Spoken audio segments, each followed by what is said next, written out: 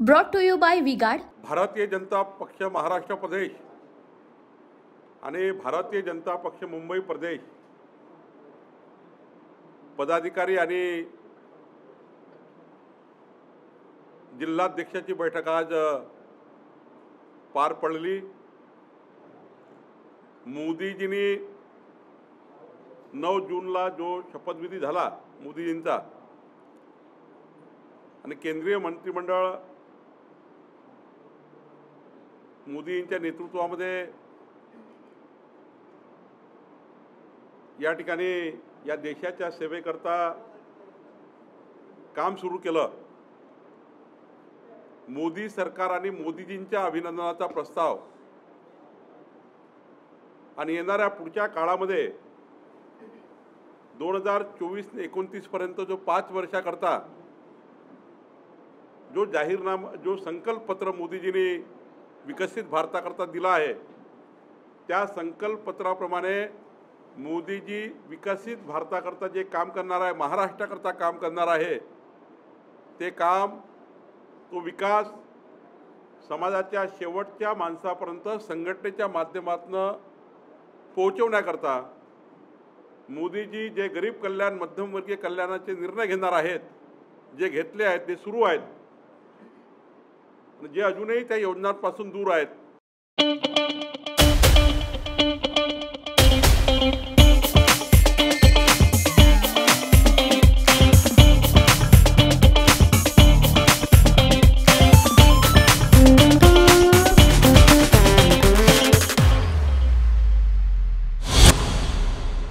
त्यांना पुन्हा एकदा या योजनांमध्ये आणण्याकरता भारतीय जनता पक्षाचं संघटन काम करणार आहे।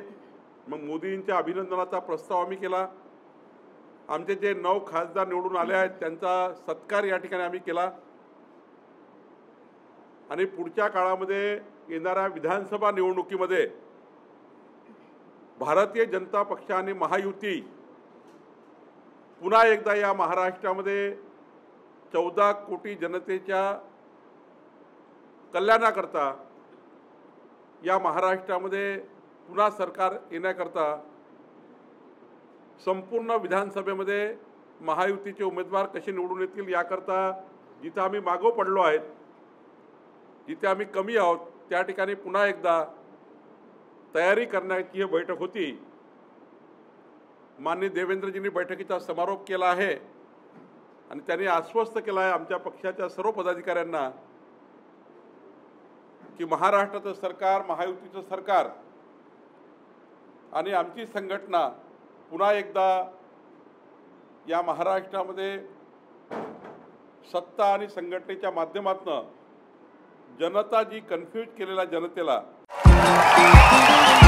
देखिए उनका काम है अफवाह से गर्मी बढ़ाना और हमारा काम है माहौल को ठंडा रखना। हमारा नेता कैसा हो जो माहौल को रखे ठंडा वैसा हो। अब की बात V-Guard एयर कूलर का चमत्कार। विकास आघाडीच्या मायावी ताकदीने मायावी शक्ती त्यांनी वापरून शकुनीसारखं षडयंत्र करून खोटं नरेटिव्ह खोटा विमर्श मागासवर्गीयाला सांगितलं की संविधान बदलणार आहेत मोदीजी संविधान बदलणार आहेत पण मोदीजीने एनडीएचे नेते होताना संविधान हातात घेऊन संविधानाला नतमस्तक होऊन भारताचं संविधान हे सर्वोच्च आहे असं सांगून पुन्हा एकदा आपली वाटचाल सुरू केली। आज मागासवर्गीय जनतेमधली जे भय होतं ते कमी झालं। जे काँग्रेस आणि त्यांच्या मित्रपक्षांनी भय निर्माण केलं की मोदीजी संविधान बदलणार आहे ते भय दूर करण्याचं त्या ठिकाणी आम्ही योजना तयार केली। खरं तर माननीय मोदीजींनी कधी मागासवर्गीयाचं आरक्षण काढणार नाही कधी त्या ठिकाणी आम्ही आदिवासीचं आरक्षण काढणार नाही कधीही आम्ही त्या ठिकाणी आदिवासींना कुठल्याही प्रकारचा धक्का लागणार नाही हे सर्व सांगितलं।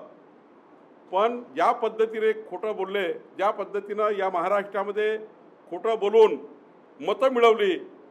आता पुन्हा आम्ही आदिवासी जनतेमध्ये जाणार आहे, आम्ही मागासवर्गीयामध्ये जाणार आहे आणि सर्वात महत्त्वाचं जे महिलांना सांगितलं की खटाखट 8,500 रुपये महिन्याचे घ्या, खटाखट 8,500 रुपये घ्या, प्रत्येक 5 तारखेला पैसे घेऊन जा. आता आम्ही महाविकास आघाडीच्या हे जे निवडून आलेत यांच्या घरासमोर आता महिला जात आहेत. आज मला काल पालघरमध्ये अनेक महिलांनी निवेदन दिलं की महाविकास आघाडी आणि काँग्रेसनी सांगितलं होतं की आम्हाला खटाखट महिन्याचे 8,500 मिळणार आहे. आता महिला रांगा लावणार आहेत त्यांच्या घरासमोर आणि या पद्धतीचं खोटं बोलून महिलांचे मतं घेतले, खोटं बोलून आदिवासीचे मतं घेतले, खोटं बोलून मागासवर्गीयाचे मतं घेतले. भारतीय जनता पक्षाने निर्णय केला आहे की समाजाच्या शेवटच्या व्यक्तीपर्यंत पुन्हा जाऊन आम्ही केलेला विकास आणि त्यांनी केलेला खोटेपणा आम्ही उजागर करणार आहोत आणि याकरता आम्ही योजना तयार केली आहे. 48 लोकसभा मतदारसंघामध्ये आमचे 48 त्या ठिकाणी नेते जाणार आहेत. त्या ठिकाणी आम्ही कुठं कमी पडलो याचंही त्या ठिकाणी आत्मचिंतन आम्ही करणार आहोत. जनतेने दिलेला कौल आम्हाला मान्य आहे. पुढे त्या ठिकाणी जनतेचं समाधान कसं होईल, जनतेच्या मनात आमच्याबद्दल जर काही 19-20 झालंही असेल तर पुन्हा एकदा जनतेमध्ये आम्ही जाऊ, पण जनतेला पुन्हा एकदा आम्ही सोबत घेऊ आणि पुढच्या काळामध्ये महाराष्ट्र पुन्हा एकदा जिंकू. येणाऱ्या स्थानिक स्वराज्य संस्थांमध्ये सुद्धा आम्ही त्या ठिकाणी येणाऱ्या निवडणुकामध्ये मोठ्या प्रमाणावर महायुती त्या ठिकाणी निवडून याकरता काम करू. आजच्या बैठकीमध्ये पुन्हा एकदा आजच्या बैठकीमध्ये महाराष्ट्रभर घरोघरी जाण्याची योजना आम्ही तयार केली आहे. नवमतदारांची नोंदणीची अभियान आम्ही तयार केलेलं आहे आणि कन्फ्यूज झालेल्या जनतेला कन्व्हिन्स करून मोदी सरकार 10 वर्ष मोदी सरकारचे आणि पुढचे 5 वर्ष मोदी जे काम करणार आहे, मोदीजींनी जो जाहीरनामा दिला आहे, संकल्पपत्र दिला आहे, ते संकल्पपत्र आम्ही त्या ठिकाणी घरोघरी वाटप केलंच आहे. महामानव डॉक्टर बाबासाहेब आंबेडकरांच्या जयंती दिवशी मोदीजींनी संकल्प केला विकसित भारताचा, त्या संकल्पाला आम्ही पुढे नेणार आहोत. याकरता ही बैठक झाली आहे. देवेंद्र फडणवीस हे सर्वात मोठे खलनायक आहेत असं विधानात संजय राऊतांनी केलं, विधान म्हणाले. खरं तर संजय राऊत यांच्या बोलण्याला मी काही अर्थ येत नाही. आमचे नितेश राणे बोलतात ते बोलतील, पण आता खूप झालं. महाराष्ट्राच्या जनतेने सकाळचा 9 वाजताचा भोंगा खूप ऐकला. आता महाराष्ट्रीय जनता एकदा कन्फ्यूज झाली, पण देवेंद्रजींच्या नेतृत्वात पुन्हा भारतीय जनता पार्टी मोठी उभारी घेणार आहे. देवेंद्रजींनी 2014 ते 19 मध्ये या महाराष्ट्रातले लोकप्रिय मुख्यमंत्री म्हणून काम केलं आणि 14 कोटी जनतेच्या मनात देवेंद्रजीबद्दल प्रचंड विकासाचं नेतृत्व म्हणून त्यांच्याबद्दल आदर आहे. संजय राऊत सारखे किती लोकांनी बडबड केली तरी त्यांच्या नेतृत्वाला काही त्या ठिकाणी ते कमी करू शकत नाही. देवेंद्रजींचं नेतृत्व हे सूर्यासारखं आहे, इमानदार नेतृत्व आहे आणि हे काही मला संजय राऊतला सांगायची गरज नाही.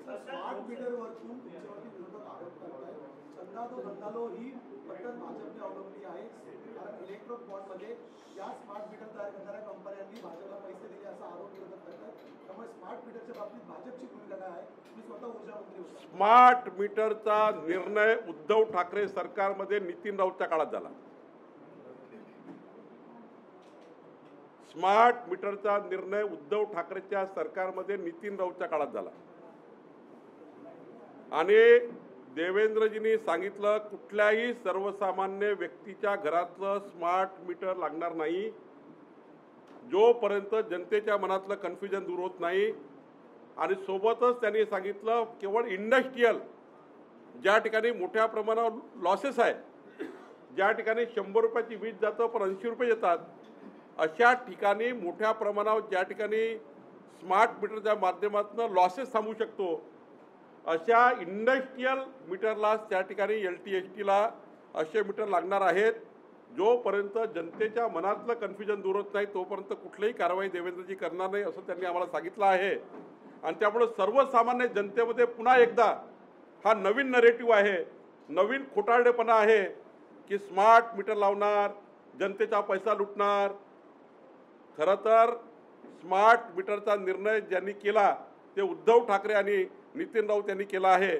मला वाटतं आता या ठिकाणी याबद्दल जाणून बुजून पुन्हा एकदा देवेंद्रजींना या नरेटिव्हमध्ये फसवण्याकरता काम होत आहे.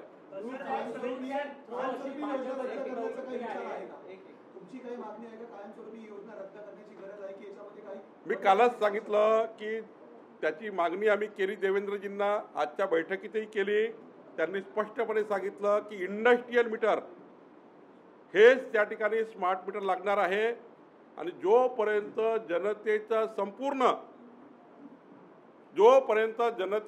जोपर्यंत जनतेचं समाधान होणार नाही तोपर्यंत कुठलीही कारवाई होणार नाही.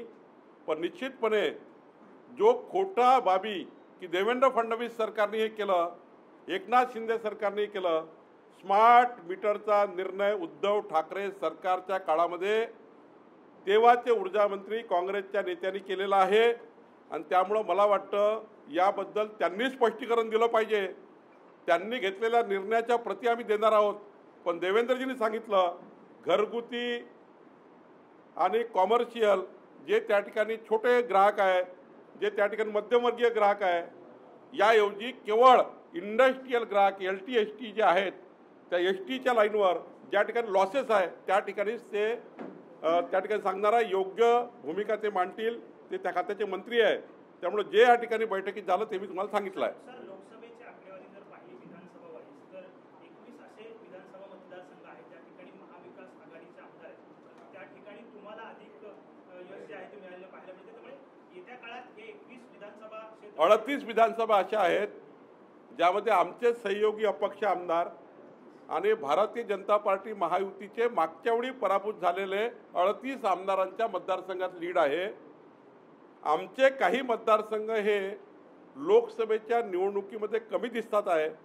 पण मला विश्वास आहे की खोटारडेपणा जो जनतेमध्ये केला, कधी एक वेळा खोटं बोलता येतं, दुसऱ्यांदा खोटं बोलता येत नाही.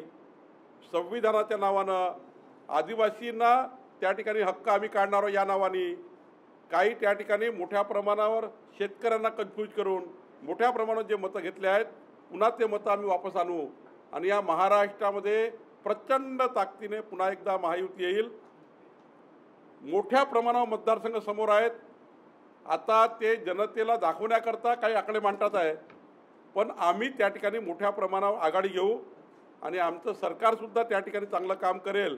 एकनाथजी, देवेंद्रजी, अजित पवारांचं सरकार शेतकरी शेतमजुराच्या मागण्या पूर्ण करेल, शेतकऱ्याकरता काम करेल, ज्या ठिकाणी कमी राहिलो त्या ठिकाणी काम करेल आणि पुन्हा एकदा महाराष्ट्राची जनता समाधानी होईल याकरता सरकार काम करेल अशी मला अपेक्षा आहे. लोकनेत्यांना संपवणं ही भाजपची प्रवृत्ती आहे आणि अजित पवारांसोबत ते कसं वाटतं तसं रोहित पवार म्हणतात. रोहित पवार केवळ आकसापोटी आणि त्यांना हे माहिती आहे की अजितदादा, एकनाथजी आणि देवेंद्रजी हे सरकार चांगल्या मजबूतीने काम करत आहे आणि पुन्हा एकदा हे सरकार येणार आहे. त्यांना रोहित पवाराबद्दल मी काय जास्त बोलणार नाही, ते बोलणारे अनेक आहेत. पण मला असं वाटतं की आता एखाद्या निवडणुकीमध्ये एखादं यश मिळालं, त्या यशाला सर्वोत्तम मानून किंवा सर्वोच्च मानून त्या यशाच्या मुळं जणू काही सारंच आभाळ फाटला आहे आणि सारंच आता अंधार पडलेला आहे हे कोणी मानत असतील तर ते चूक आहे. तुम्हाला पुढं दिसेल की त्या ठिकाणी महाराष्ट्रामध्ये परिवर्तन झालं दिसेल आणि महाराष्ट्रात पुन्हा एकदा जे काही झालं लोकसभेत त्याच्या विपरीत महाराष्ट्रामध्ये आम्हाला पुन्हा यश मिळेल अशी मला अपेक्षा आहे. मंत्री छगन भुजबळ यांनी नाराजी व्यक्त केली आहे. ते असे म्हणतात की मला दिल्लीतून कुठेतरी हुकूम आला होता, परंतु त्यानंतर माझा अपमान मोठ्या प्रमाणात झाला आणि त्यामुळे मला माघार घ्यावी लागली. मला खासदार जे आहे ते बनायचंच होतं असे त्यांनी खंत व्यक्त केली. नाही, छगन भुजबळ साहेबांचा जो प्रश्न आहे तो राष्ट्रवादीचा प्रश्न आहे, त्यामध्ये मी काही बोलणं त्यामध्ये योग्य नाही.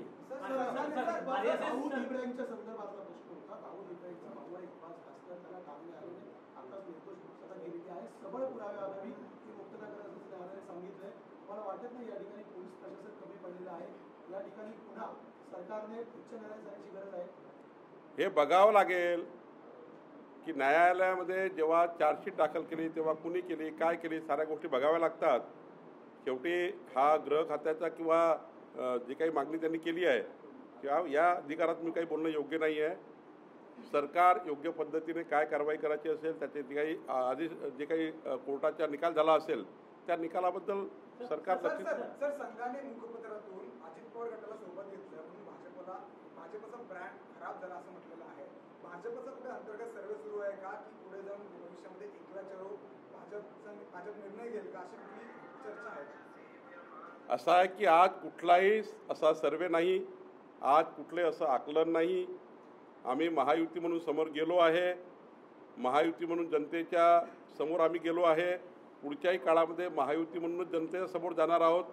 त्यामुळं प्रत्येकाला आपला अधिकार आहेत, प्रत्येकाला आपलं मांडणं मांडायचा अधिकार आहेत आणि त्यामुळं ज्यांनी आपलं मांडणी केली आहे त्यांचा आम्ही त्या ठिकाणी त्यांचं मांडणी कशाबद्दल आहे त्यांनी कुणी असं म्हटलं नाही आहे याच्यामुळं हे झालं त्याच्यामुळं ते झालं आणि छोट्या मोठ्या गोष्टी असतीलही तर आम्ही महायुतीमध्ये जे काही आमचे कमी जास्त झाले असेल त्या ठिकाणी आम्ही शांतपणे विचार करून पुढं महायुती नेऊ. खासदार आहेत निलेश लंके ते कुख्यात गुंड गजानन मारनेचा सत्कार स्वीकारताना दिसून आले. त्यांच्या घरी येऊन हा सत्कार झालेला आहे.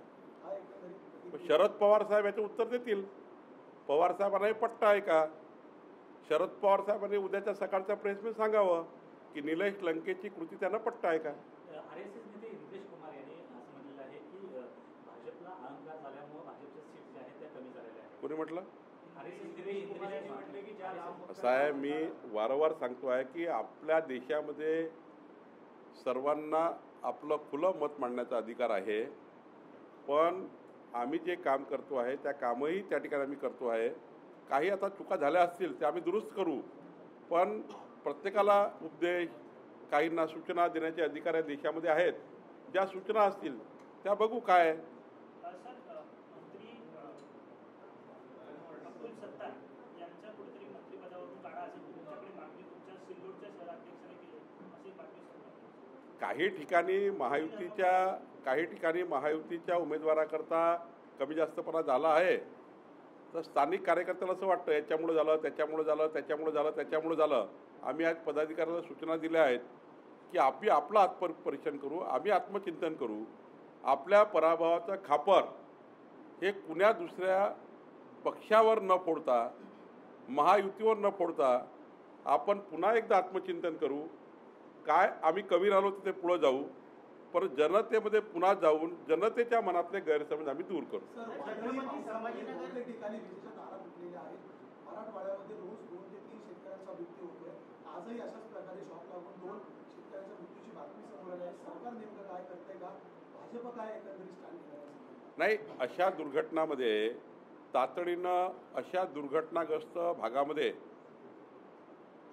जे काही मृत्युमुखी पडले त्यांना सरकारची तातडीची मदत मिळणे, दुर्घटना होऊ नये याची काळजी घेणे आणि जे नुकसान झालं आहे ते नुकसान तातडीनं भरून काढणे ही सरकारची जबाबदारी असतं. सरकार आपली जबाबदारी पार पाडेल. भारतीय जनता पार्टीसुद्धा शेतकरी शेतमजुराचं नुकसान झालं त्या मागे उभी राहील. मी स्वतः यांच्याबद्दल आग्रही आहे आणि त्यामुळं सरकार आणि पक्षही या घटनेच्या मागे उभं राहील.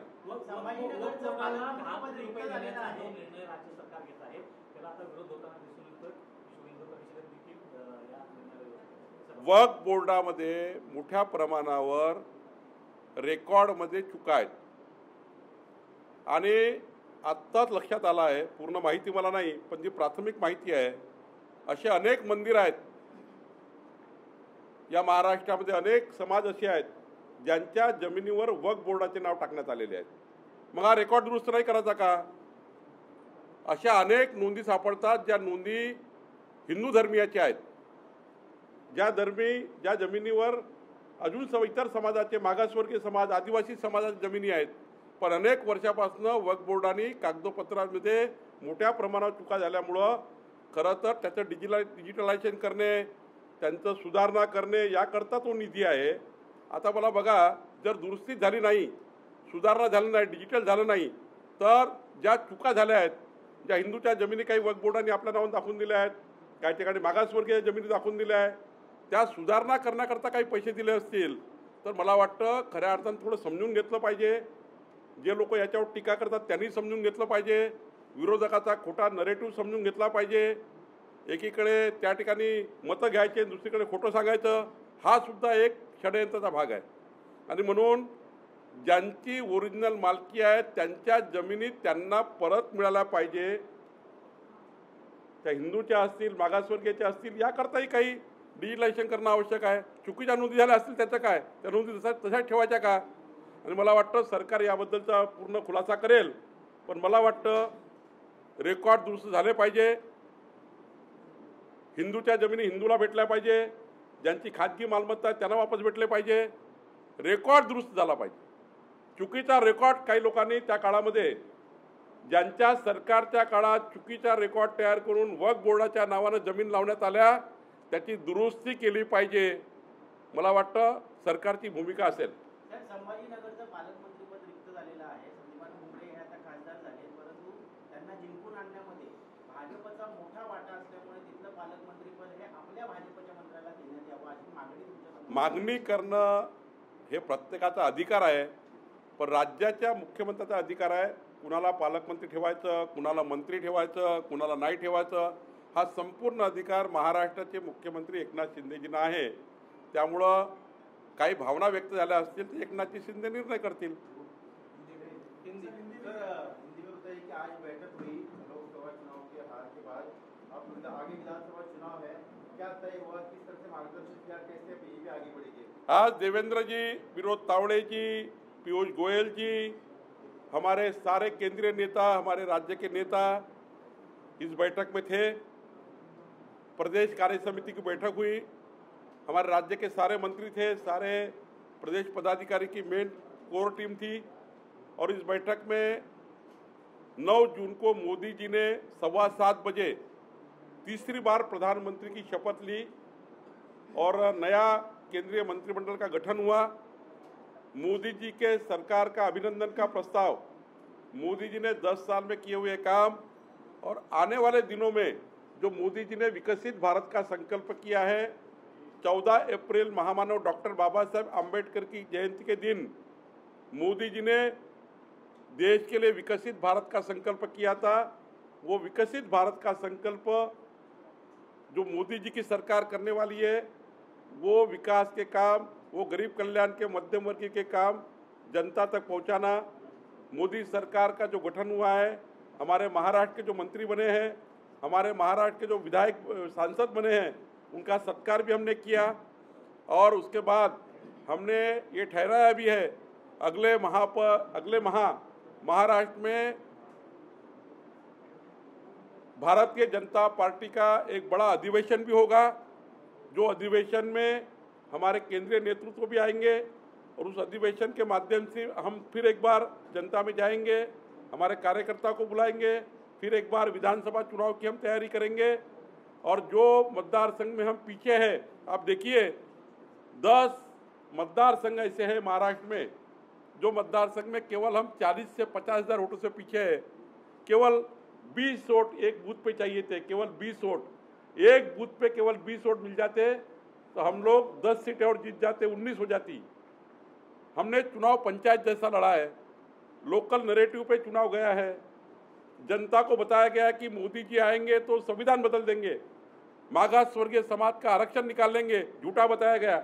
मोदी जी ने तो, आपने देखा होगा, जिस दिन एनडीए के नेता बने, महामानव डॉक्टर बाबा साहब आम्बेडकर जी ने लिखा हुआ संविधान हाथ में लेकर वो एनडीए के नेता बने और कहा कि ये संविधान लेकर ही मैं देश चलाऊंगा. बाद में आदिवासी समाज को बहकाया गया कि मोदी जी आएंगे तो आदिवासियों का सारा निकाल लेंगे, समर्थन पूरा सारी योजना निकाल लेंगे. हालांकि मोदी जी ने तो, कांग्रेस के समय 16,000 करोड़ बजट था साल का, मोदी जी की सरकार में 86,000 करोड़ बजट है साल का. ये जो मोदी जी ने आदिवासी समाज के लिए जो किया है वो सारा निकाल लेंगे अगर मोदी जी आएंगे तो. ये झूठा फैलाया गया. महिलाओं को बताया गया. मुझे कल पालघर में बहुत महिलाएं मिली थी, उन्होंने मुझे निवेदन भी दिया है, खटाखट खटाखट खटाखट खटाखट खटाखट खटाखट हम 5 तारीख को 6 तारीख को आपको 8,500 रुपये महीना देंगे, खटाखट देंगे. अब हमारी महिलाएं बहनें ये जो चुन के आए हैं महाविकास आघाड़ी के सांसद, इनके घर के सामने खड़े रहेंगे. कि खटाखट निकालो, आपने झूठ बोल के वोट लिया है महिलाओं का, मेरी बहनों को झूठ बोला है। तो ये जो काम इन नेताओं ने किया है, हम जाएंगे महिलाओं के साथ बातचीत करेंगे, हम मेरी बहनों के साथ बातचीत करेंगे, हम आदिवासी समाज में जो झूठ फैलाया गया वहाँ भी जाएंगे, मागास वर्गीय समाज में भी हम जाएंगे, हम पूरे महाराष्ट्र में घर घर जाएंगे। भारतीय जनता पार्टी फिर एक बार घर चलो अभियान करेगी और झूठा बताया गया उसको पर्दाफाश करेगी। और आने वाले दिनों में मोदी जी के नेतृत्व की सरकार जो महाराष्ट्र के लिए काम करने वाली है, वो काम को जनता तक पहुंचाने का भी निर्णय हमने किया है। हमारी कार्य समिति ने आज देवेंद्र जी को विनती की है, कि आपका अकेला उन्होंने कहा कि मेरा जो ये चुनाव का जो रिजल्ट आया है उनकी जवाबदारी बनती है, ये उनकी अकेले की जवाबदारी नहीं, हम सबकी जवाबदारी है। हम 35 लाख भारतीय जनता पार्टी के कार्यकर्ता हम ये जवाबदारी स्वीकार करते हैं और उनको ये भी विनती की है, हमारी कार्यकारिणी ने ये विनती की है, आपने जो कहा कि सरकार से बाहर निकलकर हम लोग संगठन में गांव-गांव में घूमना चाहते हैं, हमने उनको विनती की है। भारतीय जनता पार्टी के प्रदेश ने सारे पदाधिकारियों ने एक मुखी ठहराव किया है कि देवेंद्र जी आप सरकार में रहिए और सरकार का साथ लेकर महाराष्ट्र में फिर एक बार ये महायुति की सरकार लाने के लिए काम करिए। कोई ज़रूरत नहीं है सरकार से बाहर लाके काम करने की, सरकार में रहकर ही वो संगठन का भी काम कर सकते हैं, उनमें बहुत क्षमता है, वो महाराष्ट्र की जनता को न्याय दे सकते हैं, सभी समाजों को भी न्याय दे सकते हैं, विकास भी पहुंचा सकते हैं। मोदी जी के आने वाले 5 सालों का विकास अगर राज्य में करना है तो देवेंद्र जी महत्वपूर्ण है। मोदी जी ने निर्णय लिया तो एकनाथ जी, देवेंद्र जी, अजित पवार मिलकर वो निर्णय को नीचे पहुंचाएंगे। और महाराष्ट्र का विकास अगर करना है तो मोदी जी के सरकार के योजनाओं को महाराष्ट्र के 14 करोड़ जनता तक पहुंचाने के लिए देवेंद्र जी सरकार में आवश्यक है, ये भी हमने निर्णय लिया है। और ये महाविकास आघाड़ी के नेता कल अगर देवेंद्र जी और हमारी सरकार अगर थोड़ा सा कम ज़्यादा होती है, ये लोग तो मोदी जी की योजना बंद कर देंगे, ये लोग तो अन्न सुरक्षा अभियान बंद कर देंगे, ये गरीब आदमी का अनाज बंद कर देंगे। ये लोग आने के बाद अगर झूठ बोल के फिर एक बार मोदी जी को सरकार को बदनाम करेंगे, जनता का किसान सम्मान योजना बंद कर देंगे।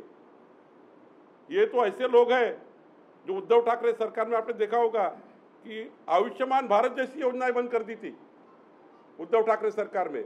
ये मोदी जी की सरकार की एक भी योजना महाराष्ट्र में नहीं पहुंचने देंगे।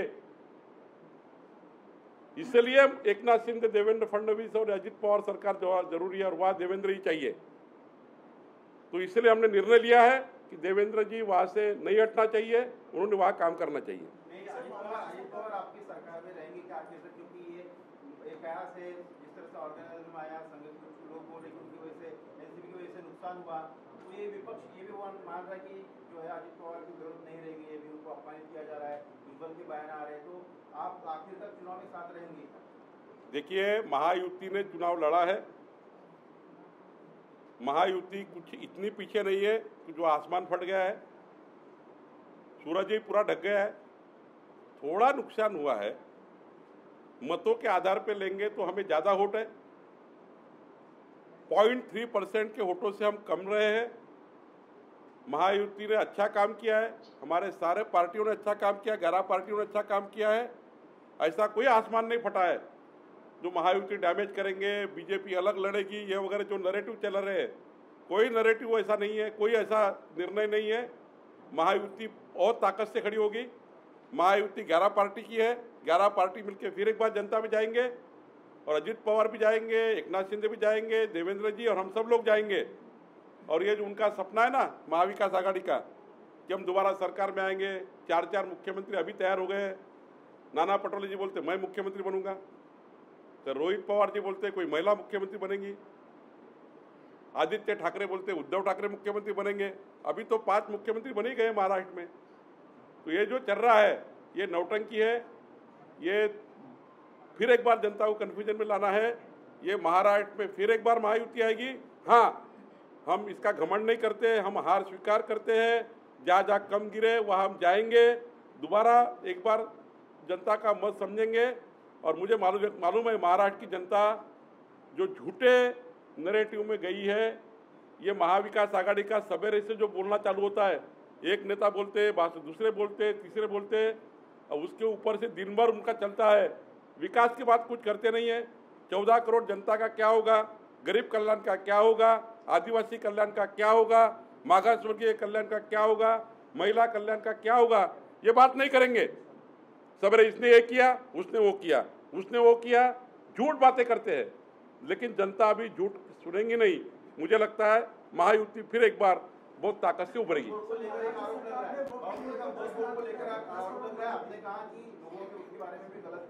देखिए, मुझे जितना समझता है, मैं एक विधानमंडल का एक सदस्य हूँ।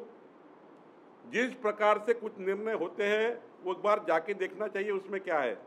जो मैंने प्राइमरी देखा है, जो वक्फ बोर्ड ने इस महाराष्ट्र में अनेक ऐसी प्रॉपर्टी है, बहुत ज़्यादा ऐसी प्रॉपर्टी है जो हिंदू की है, जो मागास वर्गीय की है, जो आदिवासियों की है। उस सरकार के समय हड़प ली गई, वक्फ बोर्ड के उस समय के लोगों ने हड़प ली गई, अपने नाम से 7 बारे किए, अपने नाम से जमीनी चढ़ा ली। वो सरकारें कौन सी थी? वो सरकार ने की हुई गलतियां, रिकॉर्ड का डिजिटलाइजेशन होता है, रिकॉर्ड अगर सही रिकॉर्ड चढ़ जाता है तो ऐसे बहुत सी जमीनें हैं जो वापस उन लोगों को मिल सकती है जो लोगों की जमीनें थी, अतिक्रमित की गई, जिन लोगों के रिकॉर्ड जानबूझ के अपने नाम पे किए गए। ये रिकॉर्ड दुरुस्ती के लिए अगर कुछ होता है तो ये जो फिर एक बार किसी ना किसी को आगे लाकर फिर एक बार हमारे पे हिंदुत्ववादी विचारों को लेकर हम पे वार करने का प्रयास कर रहे हैं, ये गलत है। थोड़ा देखना चाहिए जो लोग ये वार कर रहे हैं, जो लोग इसके बारे में रिएक्ट होते हैं, उन लोगों ने चेक करना चाहिए पैसा काहे के लिए दिया हुआ है और इसमें फायदा क्या है। गरीब आदमी को न्याय देने के लिए अनेक समाजों की जमीन जो वक्फ बोर्ड ने अपने नाम पे कर लिया, उसको न्याय देने के लिए कुछ बात होती है। जरा एक बार देखना चाहिए। सरकार के विरोध में, हमारे नेताओं के विरोध में, हमारे विचारों के विरोध में फिर एक बार षड्यंत्र करने का प्रयास है। आरएसएस नेता इंद्रेश कुमार ने जो बयान दिया है कि कहीं न कहीं घमंड था जो 241 पर ला दिया और जो राम मंदिर का विरोध किया उनको 236 पर ला दिया। देखिए, मोदी जी को जो 2014-19 में बहुमत मिला है और आज भी उतनी सीटें मिली है, पूरी इंडिया आघाड़ी की सीटें और हमारी सीटें आगे है। उनकी टोटल की जाए और हमारी टोटल की जाए, 20 सालों का रिकॉर्ड देखेंगे 2014 तक इतनी सीटें कोई पार्टी को नहीं मिली थी जितनी सीटें मिली है। हाँ, महाराष्ट्र में हम कम हुए हैं, उसके अनेक कारण भी है। झूठे नैरेटिव सेट करना, झूठी बातें बताना, ये भी है। महिलाओं को खटाखट पैसे देंगे ये बोलना, हर महीने 8,500, ऐसे बहुत बातें हैं। हम चुनाव में दुरुस्त करेंगे, आने वाले दिन में हम गांव-गांव जाएंगे, घर-घर जाएंगे। लेकिन अगर हार हुई है तो उसके बोलने वाले अनेक लोग हैं, उनका भी हम जो बोलते हैं, जिन्होंने इसके बारे में अपने विचार किए, जो उन्होंने बारे में कुछ बताया है हमको, उसके बारे में भी हम चर्चा करेंगे। अब सबको बोलने का अधिकार है, इस देश में स्वतंत्रता है तो सबको बोलने का अधिकार है। वो बोलते हैं और हमें जहाँ लगती है गलतियाँ है वो दुरुस्त करेंगे।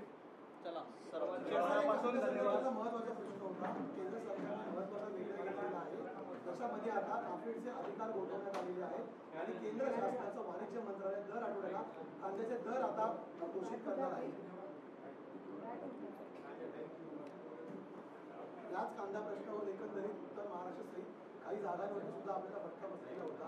काय वाटतं, या निर्णयाचा कितपत फायदा भाजप किंवा एकंदरीत महायुतीला होऊ शकतो? नाही, आता त्याबद्दलचं आम्ही भारतीय जनता पार्टीकडनं माननीय पियुषजींना, माननीय प्रधानमंत्री महोदयाला एक निवेदन केलं आहे की महाराष्ट्राच्या कांदा उत्पादक शेतकऱ्यांना त्यांना योग्य देशामधल्या ज्या कांदा उत्पादक शेतकऱ्यांना जेवढी मदत मिळतं किंवा जेवढा भाव मिळतो त्या आधारावरच आमच्या महाराष्ट्राला सुद्धा काही त्या ठिकाणी सरकारच्या निर्णयात बदल करायचे असतील तर ते करावे।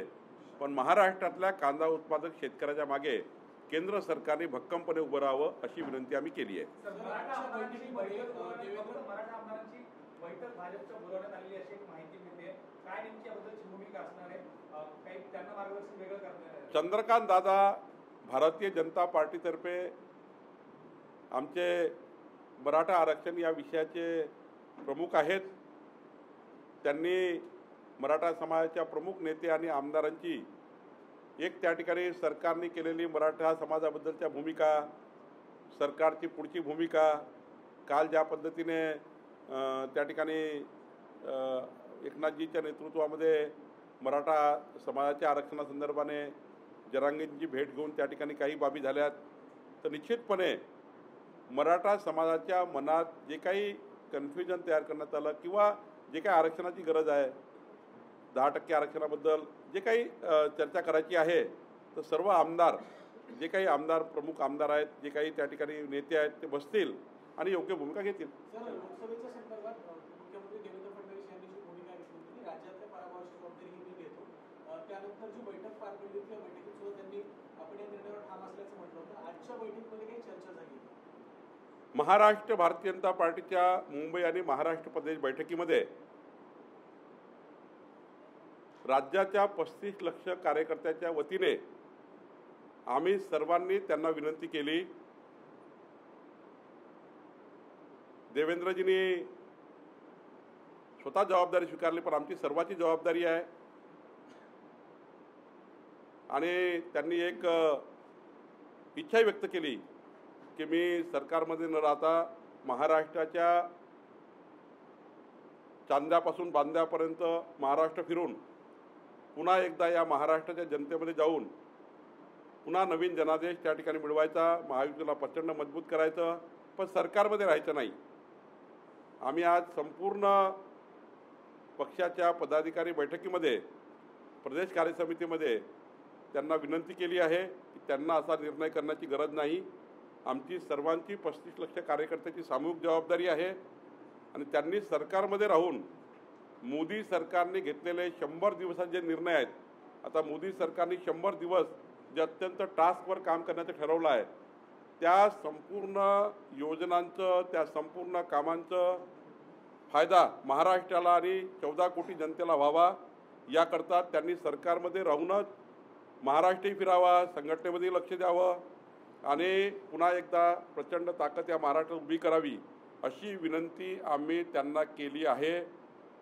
असा ठरावही केला आहे आणि त्यांना आपल्या माध्यमातूनही विनंती आहे, महाराष्ट्राच्या भाजपच्या 35 लाख कार्यकर्त्यांकडून विनंती आहे की त्यांनी केलेला निर्णय किंवा त्यांनी केलेला जो एक त्या ठिकाणी मानस व्यक्त केला, तो मानस त्यांनी करू नये.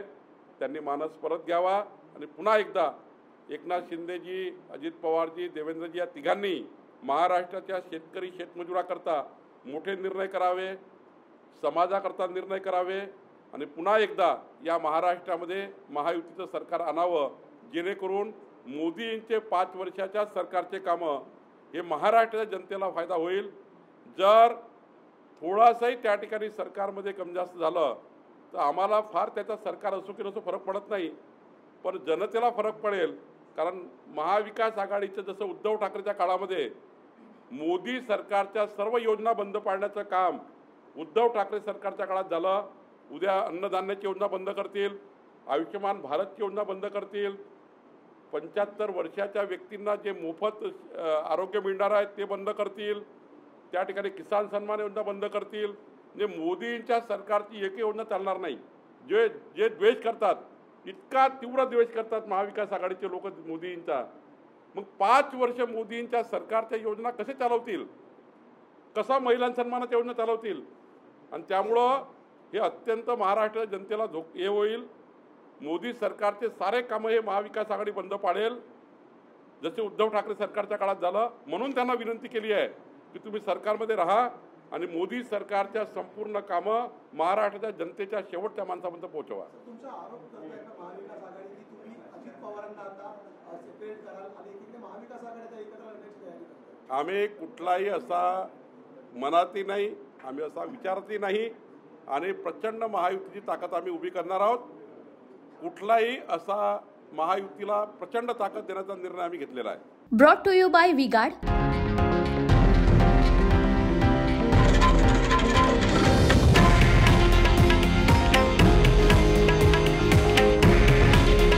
हे आहे देशातील नंबर 1 न्यूज नेटवर्क आणि आपण पाहत आहात TV9 मराठी. काळजी तुमची, हित महाराष्ट्राचं.